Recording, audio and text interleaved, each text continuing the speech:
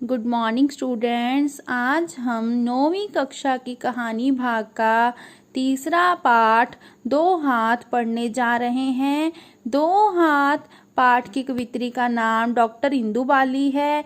इसमें इंदु बाली जी ने दो हाथ के महत्व के बारे में बताया है। दो हाथ कहानी जो है मनोविज्ञान पर आधारित है। चलिए बच्चों अब पढ़ते हैं कहानी का सार। डॉक्टर इंदु बाली द्वारा रचित दो हाथ मनोविज्ञान पर आधारित कहानी है। इस कहानी में लेखिका ने एक बालिका की उस मानसिक दशा का चित्रण किया है जिसमें वह अपने हाथों के सौंदर्य को लेकर चिंतित रहती है। इससे बालिका का समुचित विकास नहीं हो पाता है। वह माँ की कमी को अक्सर महसूस करती है। इस कहानी में नीरू बिना माँ की एक मेहनती लड़की थी। उसे घर का सारा काम करना पड़ता था। वह कर्म में विश्वास करती थी। रसोई का सारा काम करना पड़ता था। घर की साफ सफाई तथा कॉलेज की सफाई करना, बस यही उसका जीवन था। उसे अपने जीवन में माँ का अभाव प्राय दुख देता रहता था। वह अक्सर सोचती थी कि यदि उसकी माँ आज जीवित होती तो वह भी बेफिक्र होकर अपनी सहेलियों के साथ खेल सकती थी, किंतु वे अपना मन महसूस कर रह जाती थी। वे अपने दुख को घर के काम तथा पढ़ाई के बीच डालकर शांत करने का प्रयत्न करती थी। जब कभी पढ़ते और काम करते समय उसका ध्यान अपने हाथों की ओर जाता तो वह अत्यंत निराश और हताश हो जाती थी। अपनी निराशा को छुपाने के लिए वे तरह तरह के विचार करने लगती थी। वे सोचने लगती थी कि मोर के पैर भी तो कुरूप होते हैं, लेकिन मोर फिर भी सुंदर है। इसी तरह क्या वह मोर से कम सुंदर है? घर में सारा दिन काम करने के कारण उसके हाथ कट फट चुके थे, कभी बर्तन मांजते हुए, कभी झाड़ू लगाते हुए, तो कभी रोटियां सेकते हुए। जब कभी नीरू के पिता प्यार और दुलार से उसके सिर पर अपना हाथ रख देते तो वे सभी अभावों को भूलकर सुखद आनंद का अनुभव करने लगती थी। जब कभी वे उदास हो जाती थी तो पिताजी उसकी उदासी का कारण पूछते हुए वे अक्सर टाल दिया करती थी। पिताजी को पता चल जाता था कि उसे अपनी माँ की याद आ रही होगी, शायद इसीलिए वे फूट फूट कर रोने लगती थी। तब पिताजी ने नीरू से कहा कि शायद वह नीरू को पूरा प्यार नहीं दे पाते, तभी तो वह छुप छुप कर रोती है।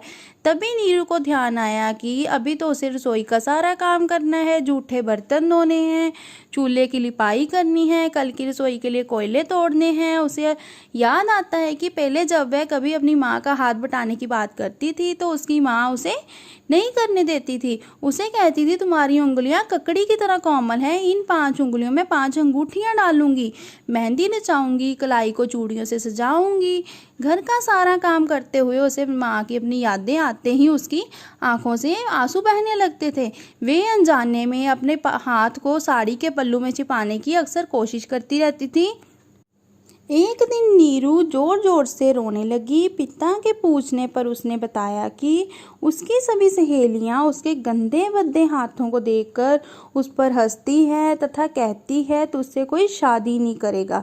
तब पिताजी नीरू को समझाते हुए कहते हैं कि काम करने वालों की सुंदरता तो उसके हाथों में होती है।